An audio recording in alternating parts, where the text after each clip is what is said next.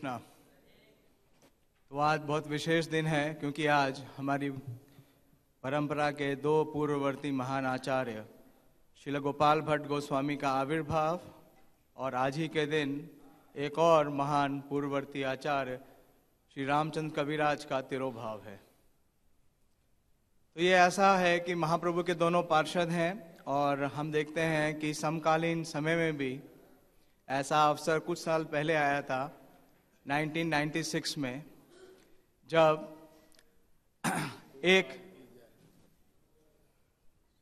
जो 1996 में श्री धाम मायापुर में श्रील गौर गोविंद महाराज ने का तिरोभाव हुआ। उन्होंने अपनी जो प्राकट्य लीला है उसको समाप्त किया और वो दिन था आविर्भाव का श्रील भक्ति सिद्धांत सरस्वती ठाकुर का। वो भी बहुत विशेष है क्योंकि श्रील गौर गोविंद महाराज जो है वो प्रभुपाद के शिष्य हैं और श्रील भक्ति सिद्धांत सरस्वती ठाकुर प्रभुपाद के गुरुदेव हैं। और ऐसा ही ये संबंध है आज जो दो आचार्यों का हम तिरोभाव मना रहे हैं कि श्री रामचंद्र कविराज के जो गुरु हैं वो हैं श्री श्रीनिवास आचार्य और उनके जो गुरु हैं वो हैं श्रील गोपाल भट्ट गोस्वामी।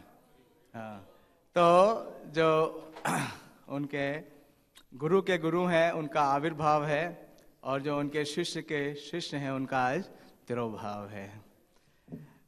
तो आज परंपरा के अनुसार पहले जय अनिलो प्रेमाधन गाएंगे और फिर कुछ चर्चा करने का प्रयास करेंगे। जय अनिलो प्रेमाधन करुणा प्रचुर,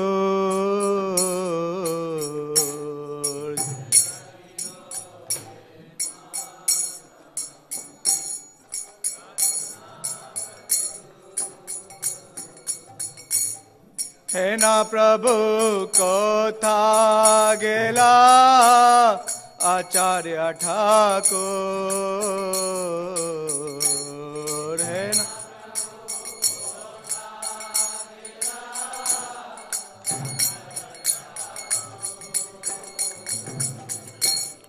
कहाँ मोरा स्वरूप रूप कहाँ सनातन,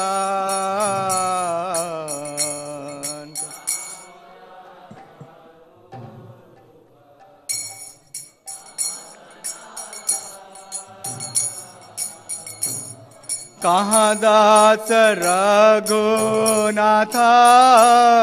पतित पावन, कहाँ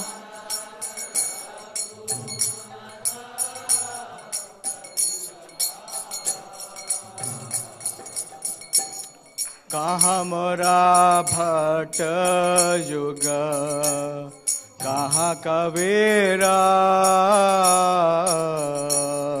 कहाँ मोरा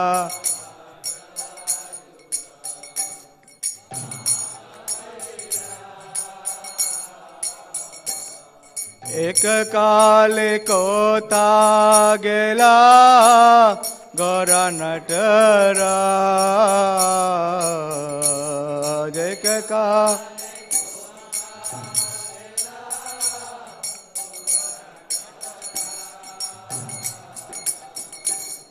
पाषाणे कुटिबो माथा अनले बसिब, पाषाणे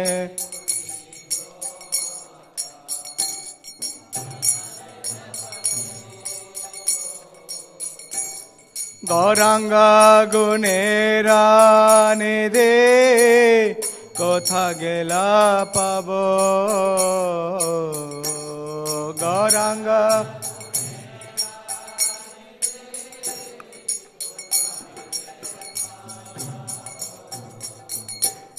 से सब संगीरा संगे जय कैलो विलास, से सब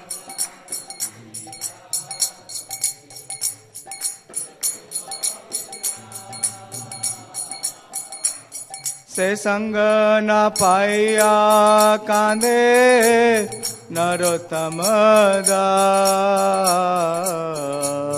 से संग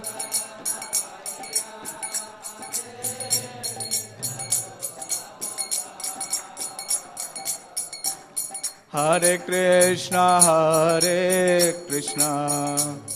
Krishna Krishna, Hare Hare, Hare Rama,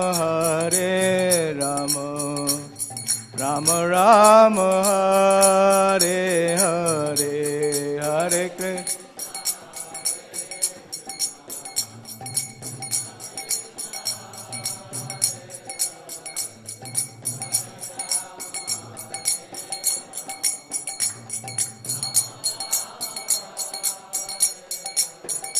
जय राधा पार्थ सारते राधा पार्थ सारते राधे जय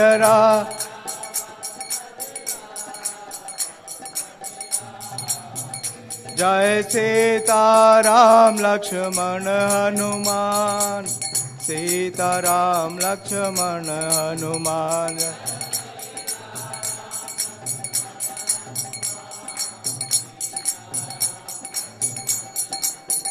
जय गौरानिताय जय गौरानिताय गौरानिताय जय गौरानिताय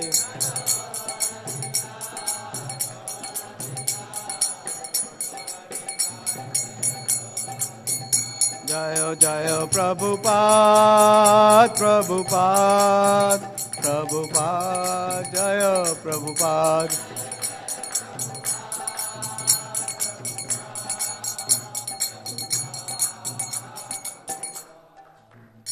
जय ओम विष्णुपाद परमहंस परिवाजकाचार्य अष्टोत्तर षट श्रीमद कृष्ण कृपा श्री मूर्ति अभय चरणारविंद भक्ति वेदांत स्वामी शिल प्रभुपाद की जय। जय ओम विष्णुपाद परमहंस परिवाजकाचार्य अष्टोत्तर षट श्रीमद श्री भक्ति सिद्धांत सरस्वती ठाकुर प्रभुपाद की जय। अनंत कोटि वैष्णववृंद की जय। नामाचार्य श्री हरिदास ठाकुर की जय। प्रेम से कहो श्री कृष्ण चैतन्य प्रभु नित्यानंद श्री अद्वैत गदाधर शिवासादि गौर भक्त वृंद की जय। श्री श्री राधा पार्सार्थी भगवान की जय। श्री श्री सीताराम लक्ष्मण हनुमान की जय। श्री श्री गौर निताय की जय। श्री गोपाल भट्ट गोस्वामी आविर्भाव तिथि महामहोत्सव की जय। श्री रामचंद्र कविराज तिरुभाव तिथि महामहोत्सव की जय। निताय गौर Premanandi. All glories to the assembled devotees. All glories to the assembled devotees. All glories to Shri Guru and Gauranga. हरे कृष्णा। तो आज का जो हमने ये तिरुभाव गाया सा पार्षद भागवत विराजनित विलाप, इसमें जो इसका जो आखिरी जो कंपोजिशन है उसमें श्री नरोत्तम दास ठाकुर विलाप कर रहे हैं, विरह कर रहे हैं कि से संग ना पाया कांदे नरोत्तम दास। और एक और जो नरोत्तम दास ठाकुर का गीत है बहुत फेमस जो हम गाते हैं, रोज गाते हैं मायापुर में, वो प्रार्थना है चैतन्य महाप्रभु के चरणों में। श्री कृष्णा चैतन्य प्रभु जीवे दया करो मोरे। उसके जो आखिरी स्टैंजा है उसमें भी वो एक प्रार्थना करते हैं। वो क्या बोलते हैं कि रामचंद्र संग मांगे नरोत्तम दास। तो सबसे पहले तिरुभाव है श्री रामचंद्र कविराज का, उनके ऊपर थोड़ा बोलने का प्रयास करेंगे। तो श्री रामचंद्र कविराज कौन है? इतने महान वैष्णव हैं कि उनके संग पाने की अभिलाष श्री नरोत्तम दास ठाकुर कर रहे हैं। श्री नरोत्तम दास ठाकुर कौन है? वो महाप्रभु के कृपा और प्रेम को प्राप्त कर चुके हैं।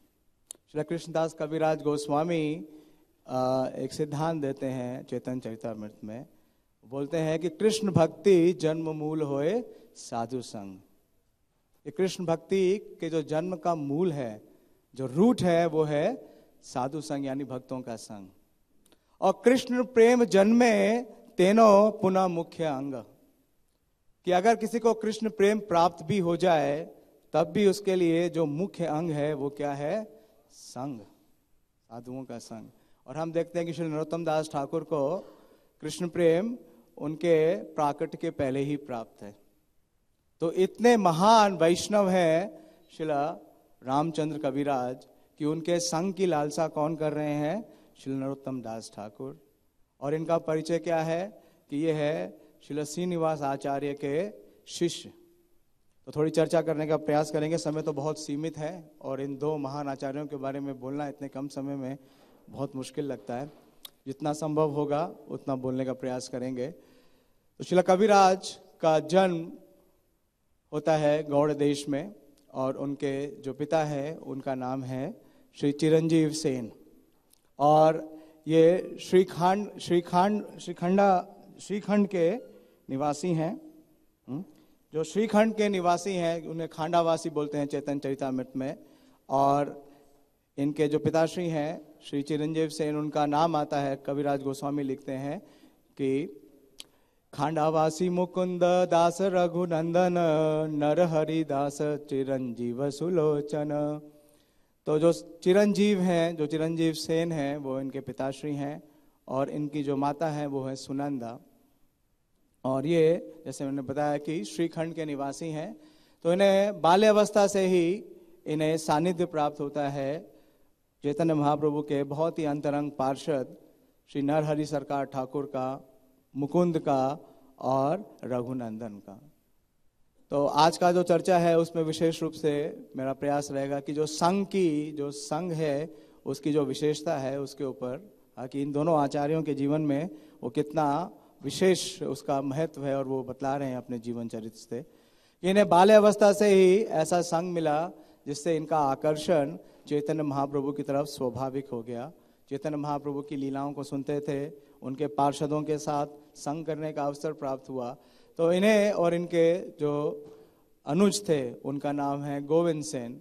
इन दोनों का चैतन्य महाप्रभु के प्रति स्वाभाविक ही आकर्षण था।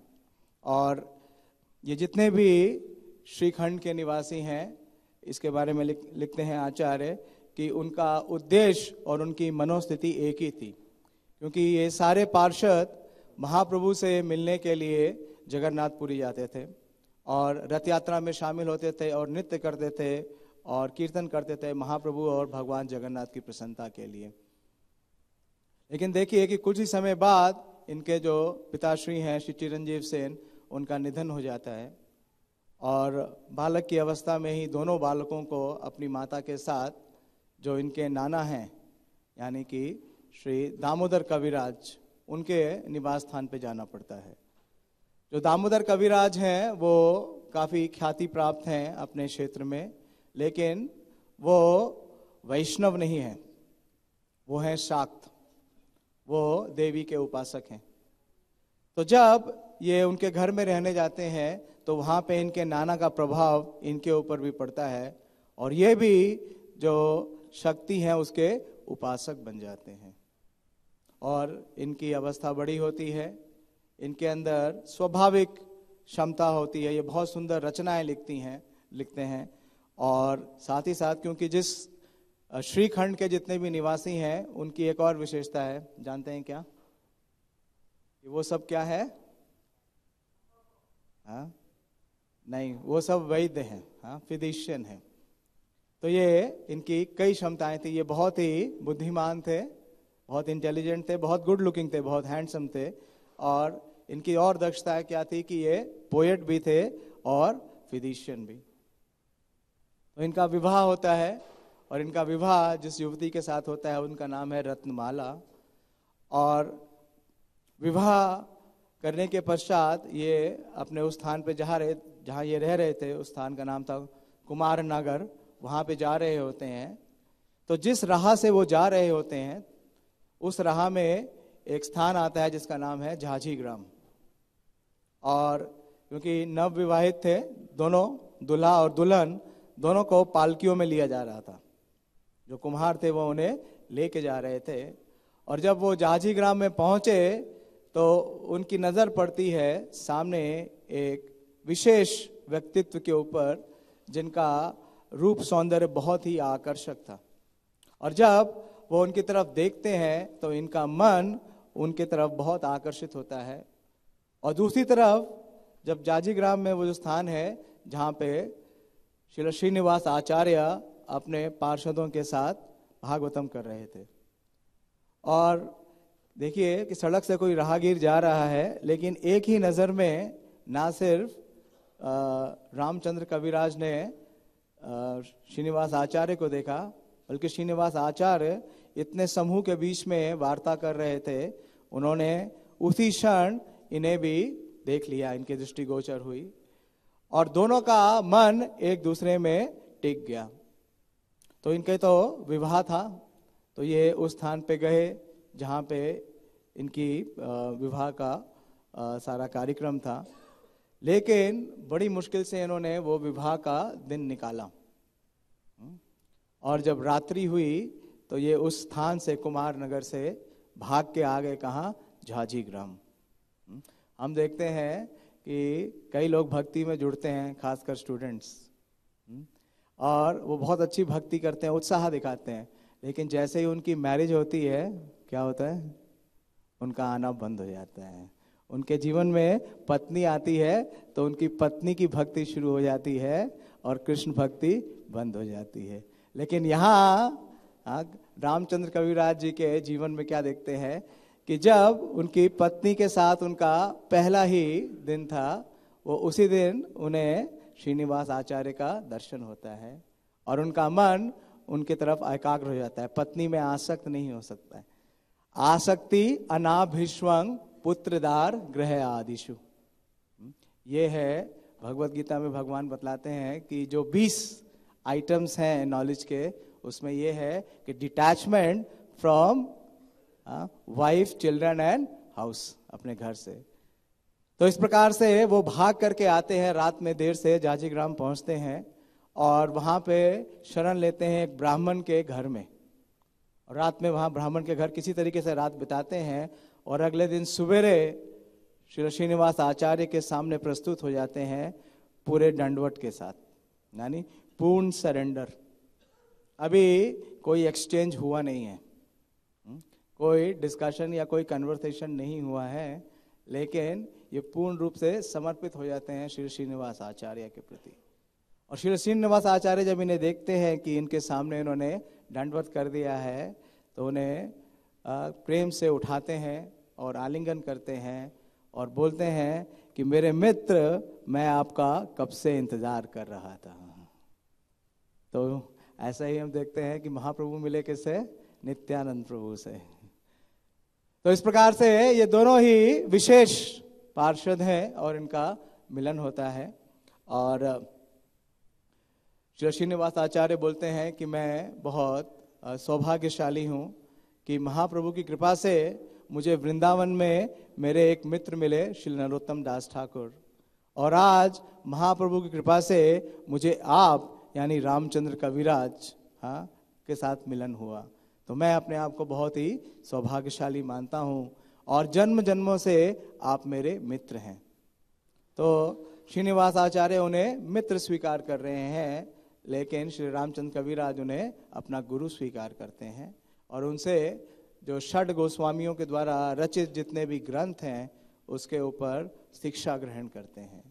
और जब देखते हैं श्री श्रीनिवास आचार्य कि रामचंद्र कविराज बहुत ही, उनका समय उस समय नाम कविराज नहीं था, केवल रामचंद्र ही था, रामचंद्र सेन, क्योंकि उनके पिताजी का नाम था चिरंजीवी सेन। तो उन्हें कुछ समय के बाद दीक्षित करते हैं और उन्हें दीक्षा देते हैं और पारंगत करते हैं सभी शास्त्रों में।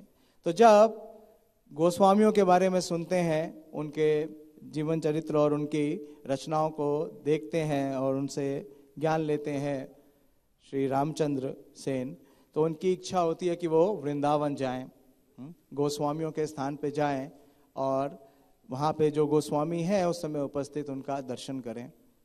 तो कुछ समय के पश्चात इनकी वृंदावन में यात्रा होती है। ये वृंदावन जाते हैं और सबसे पहले श्री जीव गोस्वामी के पास जाते हैं और उन्हें प्रणाम करते हैं। और जब जीव गोस्वामी उन्हें देखते हैं तो बहुत प्रसन्न होते हैं और वहाँ पे जो और वैष्णव हैं उन सब से उनसे मिलाते हैं। उस समय श्रीला गोपाल भट्ट गोस्वामी भी उपस्थित थे और उस समय श्री श्रीनिवास आचार्य भी वृंदावन में थे, यानी कि ये तीनों, श्री गोपाल भट्ट गोस्वामी और श्री श्रीनिवास आचार्य और रामचंद्र सेन, तीनों एक साथ ही रहते हैं। और कुछ समय वहाँ बिताने के बाद वृंदावन में इन्हें बोला जाता है कि ये वापस जाएं। वापस जाने से पहले, क्योंकि इनके अंदर बहुत क्षमता है, बहुत सुंदर ये कंपोजिशंस करते थे, इन्होंने एक रचना लिखी जिसे श्रील जीव गोस्वामी और बाकी जो वहाँ के वैष्णव थे उन्होंने सुना। और ये रचना इस प्रकार से है, ये लिखते हैं कि प्रकाशिला महाप्रभु हरे कृष्ण मंत्र प्रेमेरा बदेरा करी बोरिला संसार अंधावधियत करे पार्श बिंदु ना पड़िला मुखे रामचंद्र दास। ये क्या लिखते हैं कि श्री चैतन्य महाप्रभु की कृपा की कोई सीमा नहीं है, कि उन्होंने हरे कृष्ण महामंत्र का प्राकट्य करके जो प्रेम नाम है उसका जो नदी है उसे पूरी तरीके से आप्लावित किया है। और इससे जितने भी बद्ध जीव हैं वो सभी जन्म और मृत्यु के चक्र से बाहर निकल सकते हैं और क्या प्राप्त कर सकते हैं कि जो राधा कृष्ण का दिव्य प्रेम है उसे वो प्राप्त कर सकते हैं। जो अंधा व्यक्ति है, जो बहरा व्यक्ति है, वो भी इस बाढ़ में डूब जाएगा। लेकिन वो कहते हैं कि बिंदु ना पड़िला मुखे रामचंद्र दास, लेकिन मेरे हृदय में इस प्रेम के बिंदु का इस एक भी बिंदु अभी तक नहीं अवतरित हुआ है। तो इनकी और भी कई रचनाएं सुनकर के श्रील जीव गोस्वामी इन्हें कविराज का उपाधि देते हैं। श्रील जीव गोस्वामी ने कई वैष्णवों को उपाधियां दी, जैसे श्री नरोत्तम दास ठाकुर महाशय और श्यामानंद प्रभु और श्रील श्रीनिवास आचार्य। बतलाते हैं कि 8 व्यक्तियों को कविराज की भी उपाधि दी गई। उसमें हम जानते हैं सबसे पहले कौन है, श्रील कृष्णदास कविराज, और फिर रामचंद्र कविराज, और इनके अनुज कौन है, गोविंद दास कविराज, भजहु रे मन गोविंद दास अभिलाष रे। तो इस प्रकार से इन्हें ये उपाधि दी गई और इन्हें फिर से भेजा गया गौड़ देश प्रचार करने के लिए। और इन्होंने अपने गुरु श्री श्रीनिवास आचार्य के साथ बहुत प्रखर रूप में प्रचार किया और बहुत से लोगों को जो कि स्मार्त थे या जो कि शाक्त थे या जो शैव थे उन सबों को वैष्णव बनाया। और इनकी कई रचनाएं भी हैं इन्होंने, क्योंकि ये कविराज हैं, इन्होंने कई रचनाएं लिखी। उसमें से कुछ का नाम है, उसका नाम है स्मरण दर्पण। इनकी जो ग्रंथ थे उसमें एक का नाम है स्मरण दर्पण, दूसरे का नाम है स्मरण चमत्कार और तीसरा है सिद्धांत चंद्रिका। तो इस प्रकार से इन्होंने ना सिर्फ रचनाएं की बल्कि प्रचार किया और महाप्रभु का जो संदेश है वो दूर दूर तक उन्होंने प्रसारित किया। और इनकी जो लीलाएं हैं उसमें एक विशेष लीला है जिसके बारे में मैं थोड़ी चर्चा करूंगा। कि एक बार क्या हुआ कि इनके जो गुरु हैं, आध्यात्मिक गुरु श्री श्रीनिवास आचार्य, वो एक ऐसी प्रेम अवस्था में थे, एक समाधि की अवस्था में चले गए कि 3 दिन तक वो एक ही मुद्रा में थे। वो ट्रांस में थे, मेडिटेट कर रहे थे। किस पे? कि जो राधा और कृष्ण का जो नित्य लीला है उसमें उन्होंने प्रवेश किया। और वो क्या देखते हैं कि इस लीला में श्रीमती राधा रानी और कृष्ण जल केली कर रहे हैं और इस जल केली में एक दूसरे के ऊपर जब जल उछाल रहे हैं तो प्रयास कर रहे हैं। और इसी प्रयास में श्रीमती राधा रानी का एक आभूषण जो है वो उनके नाक से गिरता है और यमुना में प्रवेश करता है। और उस आभूषण को ढूंढने के लिए श्रीमती राधा रानी प्रयास करती हैं लेकिन वो नहीं मिलता। और फिर क्या देखते हैं कि श्री रूप मंजरी भी प्रयास कर रही हैं और इनके गुरु यानी कि गुण मंजरी यानी कि श्री गोपाल भट्ट गोस्वामी वो भी प्रयास कर रहे हैं लेकिन ढूंढ नहीं पा रहे हैं।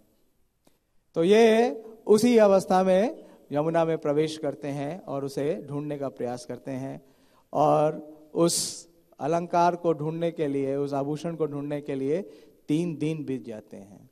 तो जब 3 दिन तक एक ही अवस्था में ये रहते हैं तो उनके शरीर के अंदर क्या होता है, शरीर जो है वो स्टिफ हो जाता है। तो इनकी जो भार्या है श्रीमती ईश्वरी देवी, वो बहुत चिंतित होती हैं और वो घबरा जाती हैं कि कहीं ऐसा तो नहीं कि आचार्य ने जो है अपनी प्रकट लीला समाप्त कर दी है। तो उनको स्मरण आता है श्री रामचंद्र कविराज का, और रामचंद्र कविराज को बुलाया जाता है।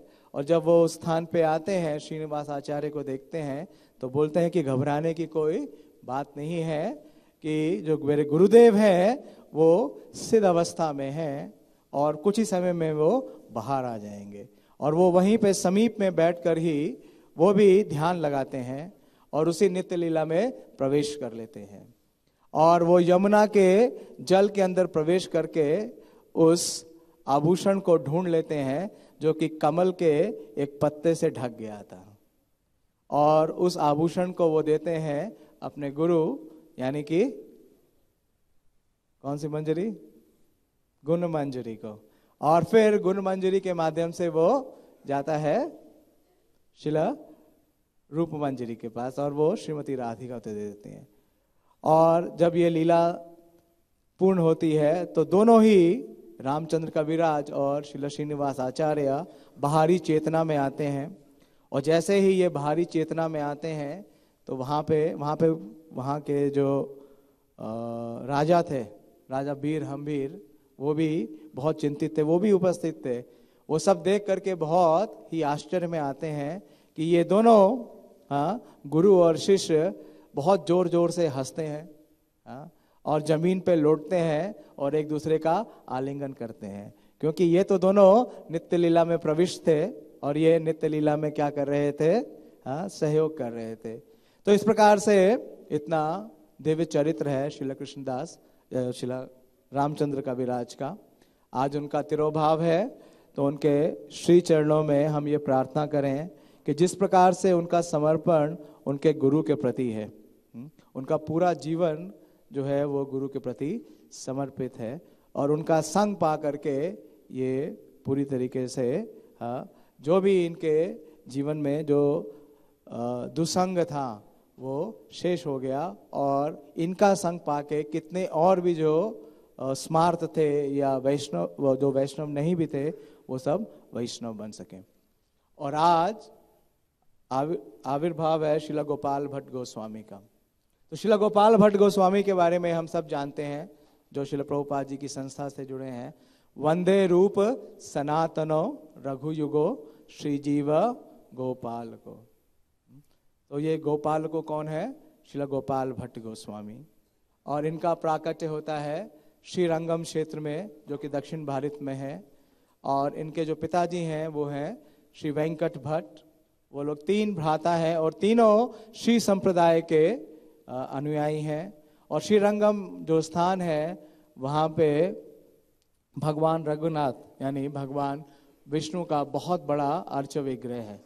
जितने भी मंदिर हैं उसमें भगवान विष्णु के, उसमें से सबसे बड़ा मंदिरों में से एक है। और इनके जो पिता हैं वो लोग 3 भाई हैं, श्री तिरुमल भट्ट, उसके बाद श्री वेंकट भट्ट और उनसे छोटे श्री प्रबोध भट्ट। और तीनों ही श्री संप्रदाय के से जुड़े हुए हैं और तीनों ही भगवान रंगनाथ की सेवा में रत हैं। जब महाप्रभु ने संन्यास लिया 1510 में और दक्षिण भारत की यात्रा की, तो 1511 में महाप्रभु पहुंचते हैं श्री रंगनाथ जी के मंदिर में। और रंगनाथ जी के मंदिर में जैसे ही महाप्रभु पहुंचते हैं, वो उस स्थान पे कावेरी नदी है, वहाँ स्नान करते हैं और भगवान का दर्शन लेते हैं। और महाप्रभु जैसे ही दर्शन लेते हैं, वो भावावेश में आते हैं और कीर्तन करने लगते हैं और नृत्य करने लगते हैं। तो ऐसी अवस्था देख करके जो वेंकट भट्ट, जो कि वहाँ के पुजारी हैं, वो आकर्षित होते हैं महाप्रभु की तरफ और अनायास ही उन्हें आमंत्रित करते हैं कि उनके घर में आए और प्रसाद स्वीकार करें। तो महाप्रभु ने ये प्रस्ताव स्वीकार किया और वो उनके घर पे आते हैं। और घर पे ही ये बालक हैं गोपाल भट्ट।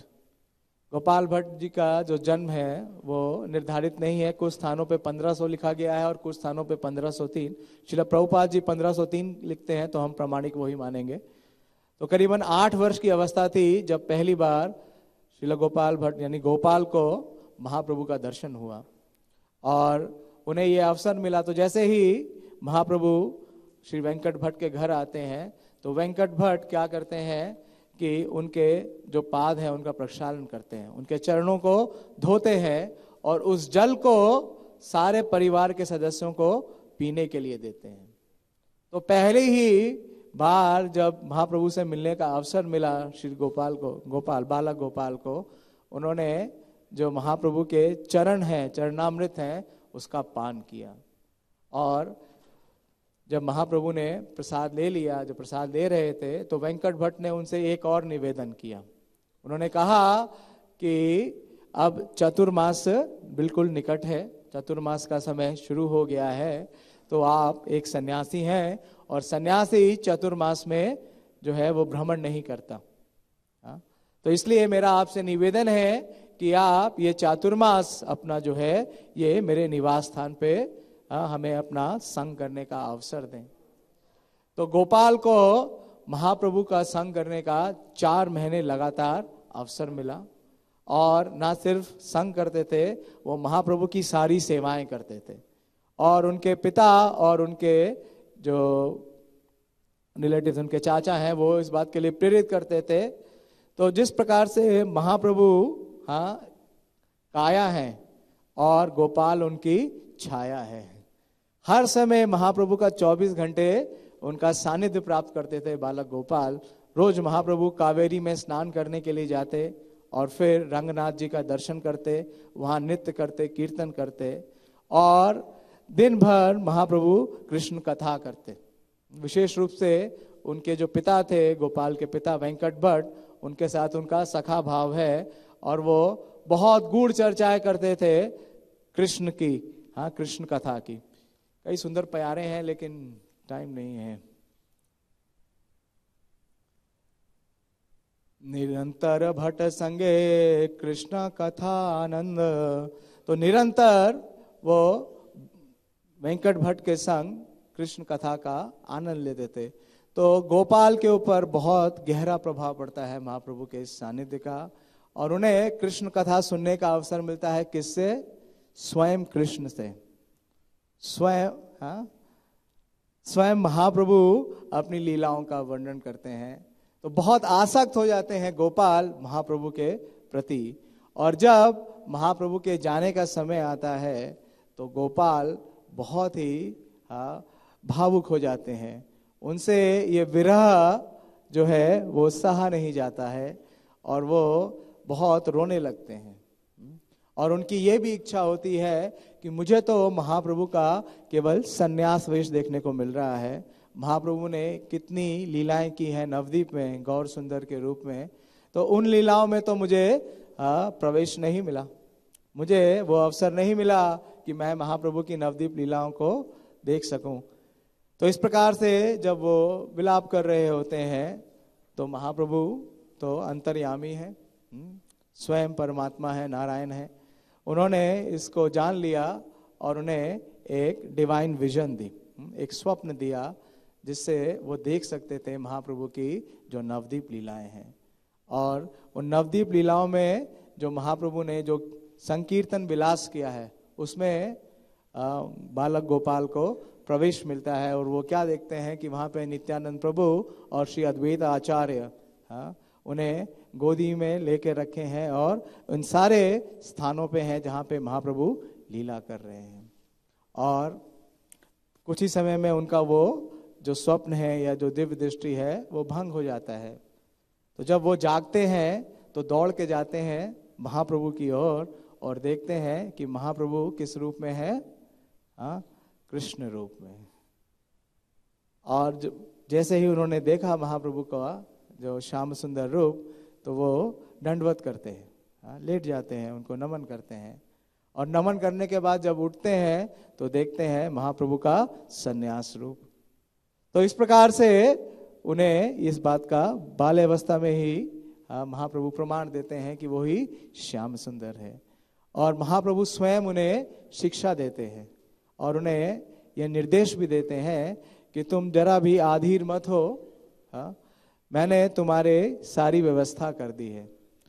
तो महाप्रभु ने स्वयं गोपाल की ना सिर्फ उन्हें कृष्ण कथा दी बल्कि उनकी पूरे लाइफ की फ्यूचर प्लानिंग भी की, और बताया कि कुछ समय बाद आपको वृंदावन जाना है, और वृंदावन में मेरे दो बहुत ही विशेष भक्त हैं, श्री रूप और श्री सनातन, उनका आपको सानिध्य प्राप्त होगा और आपको उनकी सहायता करनी है।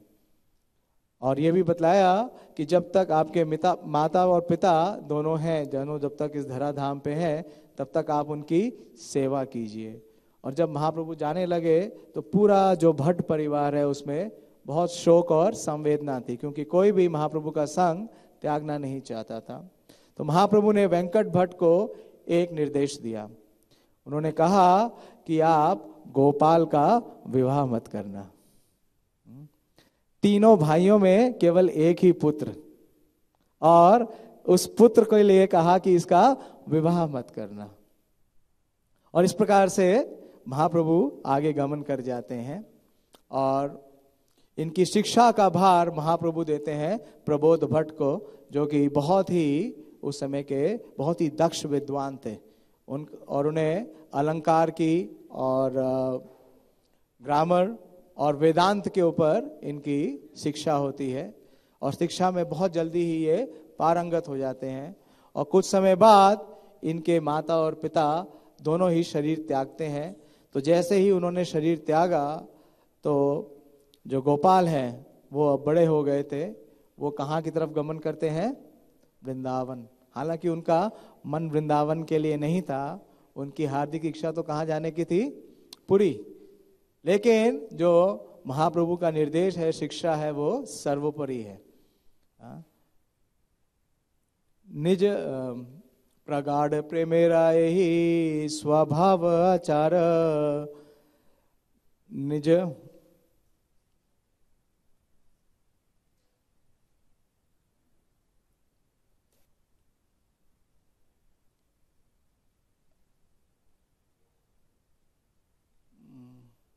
निज दुख विघ्न आदि ना करे विचार। तो ये विचार उन्होंने त्यागा और जाते हैं वृंदावन की तरफ।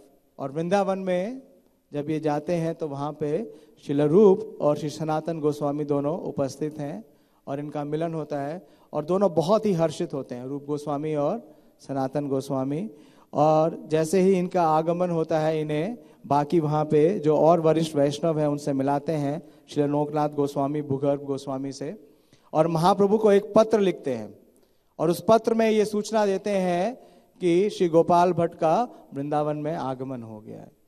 तो ये जो समाचार जैसे ही महाप्रभु को मिलता है तो महाप्रभु बहुत प्रसन्न होते हैं, क्योंकि वो प्रतीक्षा कर रहे थे। और वो 3 बहुत महत्वपूर्ण अपने जो निजी वस्त्र हैं या अपने जो निजी सामग्री है वो भेजते हैं श्रील गोपाल भट्ट गोस्वामी के लिए। वो है क्या कि बहिर्वस्त्र, आसन और अपना कोपीन। तो ये 3 जो विशेष सामग्री लेकर के महाप्रभु का आते हैं, जो उनके मैसेंजर होते हैं। तो इससे ये दर्शाता है कि महाप्रभु ने उन्हें संन्यास दिया, कोपीन दिया यानी कि संन्यास दिया, और आसन दिया। आसन वो आसन था जिसपे महाप्रभु स्वयं बैठते थे, एक चौकी थी। वो चौकी अभी भी श्री राधा रमण मंदिर में पूजित है, आप देख सकते हैं वहां पे है। तो उन्हें गुरु की जो स्थान है वो प्रदान किया, आचार्य का स्थान प्रदान किया, और उन्हें निर्देश लिखा कि आप श्री रूप और श्री सनातन के द्वारा जो रचनाएं की जा रही हैं उसमें उनकी सहायता करिए, उन्हें आप असिस्ट करिए। और ये भी लिखा कि वो जो साहित्य लिख रहे हैं, वो जो ग्रंथ लिख रहे हैं, उसे आप अच्छी तरीके से अध्ययन भी कीजिए। तो ये परंपरा से है। महाप्रभु ने भी कहा कि स्क्रूटिनाइजिंगली स्टडी द लिटरेचर। जैसे प्रभुपाद जी लिखते हैं, प्लीज स्क्रूटिनाइजिंगली स्टडी माय बुक्स। और जब ये संदेश आता है वृंदावन में तो सब बहुत प्रफुल्लित होते हैं, और जो निर्देश मिलता है श्री गोपाल भट्ट को, वो उस निर्देश में पूरी तरीके से अनुरक्त होते हैं। और जो लेखन कार्य कर रहे होते हैं श्री रूप गोस्वामी और श्री सनातन गोस्वामी उसकी सहायता करते हैं। इनका विशेष रूप से सहयोग रहता है श्री सनातन गोस्वामी के प्रति। और श्री सनातन गोस्वामी एक ग्रंथ लिख रहे होते हैं जिसका नाम है हरि भक्ति विलास। वास्तव में श्रील प्रभुपाद जी बतलाते हैं अपने एक तात्पर्य में, जो कि मध्य लीला का पहले अध्याय के 35वां जो प्यार है उसके तात्पर्य में श्रील प्रभुपाद जी लिखते हैं कि जितना भी कंटेंट है, जो भी सब्जेक्ट मैटर है हरि भक्ति विलास का, उसका संकलन किसने किया है? श्रील गोपाल भट्ट ने। और श्रील गोपाल भट्ट इतने विनम्र हैं कि वो कभी नहीं चाहते थे कि उनके नाम से पुस्तक आए। इसका प्रमाण देते हैं श्रील कृष्णदास कविराज गोस्वामी, कि जब श्रील कृष्णदास कविराज गोस्वामी ये दिव्य चरित्र लिख रहे थे, चैतन्य चरितामृत, तो उन्होंने अनुमति मांगी श्रील गोपाल भट्ट गोस्वामी से लिखने के लिए, आशीर्वाद मांगा और अनुमति मांगी। और जब उन्हें ये अनुमति दी श्रील गोपाल भट्ट गोस्वामी ने, श्री गौर निताय की जाए, तो एक और उन्होंने उनसे एक पैक्ट किया। उन्होंने कहा कि मेरा नाम का वर्णन चेतन चरितामृत में नहीं आना चाहिए, मेरे नाम की महिमा कहीं नहीं आनी चाहिए, इसमें केवल महाप्रभु की महिमा होनी चाहिए। तो इस प्रकार से हम देखते हैं जो हरि भक्ति विलास है वो वास्तव में इसीलिए कई जगह जो साहित्यकार हैं वो कंफ्यूज्ड हैं कि वास्तव में हरि भक्ति विलास के लेखक कौन है, सनातन गोस्वामी या श्री गोपाल भट्ट गोस्वामी।